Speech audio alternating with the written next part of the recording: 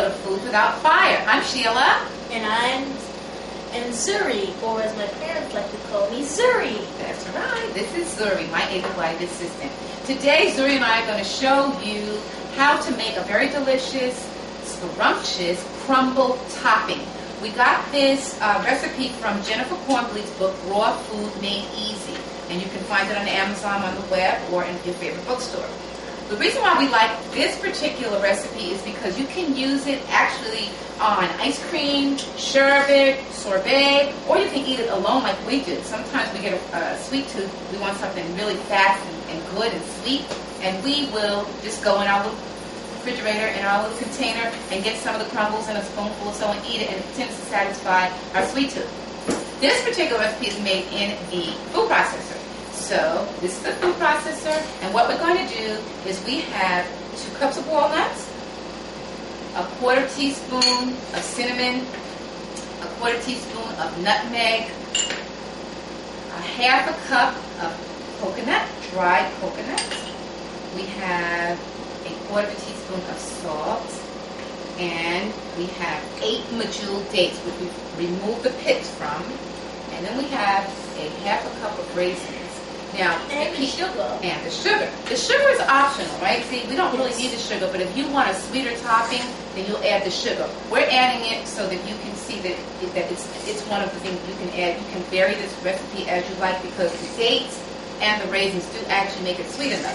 But for some people, they want a little more sweet, and so we add the sugar. So we're going directly by the recipe as it appears in the book. The first things that you're going to hand me is what? The walnuts. Walnuts. We're going to dump them in. Okay. What's next? The cinnamon. Absolutely. What's after the cinnamon? Nutmeg. Nutmeg. We're going to love that. What do we have after nutmeg?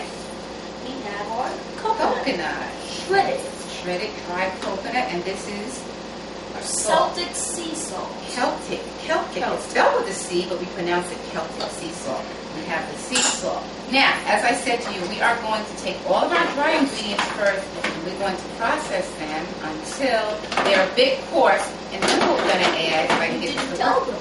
I did tell them, did I? I told you that earlier. Now I'm telling you. I told Zuri earlier that we're going to process the dry ingredients first. So we're going to put them on low. We're going to process them until they're coarse. We're not going to over-process. That looks good? Okay, that's coarse. Now we're going to add our raisins, right? Let's throw in the raisins. Okay, that one goes by the wayside. And then we're going to add in our date. Okay, don't leave that one right there.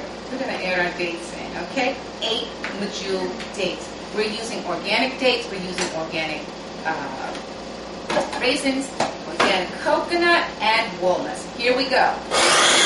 We're going to process this until it becomes somewhat sticky.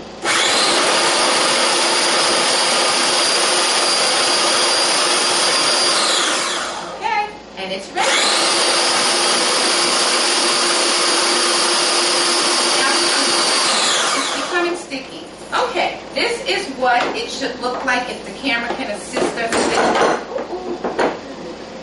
Can you see that? Okay, let's pour it out so you can see it. It resembles a coarse, sticky kind of grimy mixture.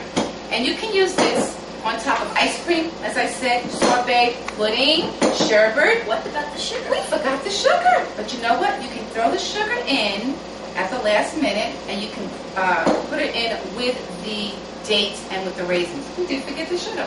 Oh, well, sorry about that, guys. We probably didn't need it anyway. This is organic cane sugar. So we could sprinkle it on if we want, and we could stir it up in there a little bit, right? And that's it. Voila. Now, sorry.